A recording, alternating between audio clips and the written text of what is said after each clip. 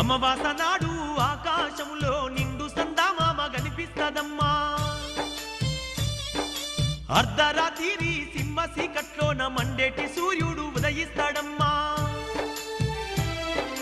సర్వజాతులు సంకరమై శంకరులే సామ్రాటులైతారమ్మా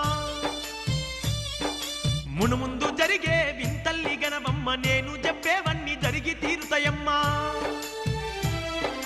వావి వరసలు మచ్చు కన్నా లేక మానవత్వమే చచ్చిపోతుందమ్మా పగలేమో అన్నా చెల్లెళ్ళు అనుకుంటూ రాత్రుళ్ళు రతులల్ల మునిగిపోతారమ్మా అతి తిండి అతి నిద్ర వల్ల ఈ జనులు విపరీత వ్యాధులతో బాధపడతారమ్మా స్థిర నివాసము అన్నది లేక ప్రజలు రోజు సంచరిస్తుంటారమ్మా ఓ తల్లి అచ్చమ్మ నా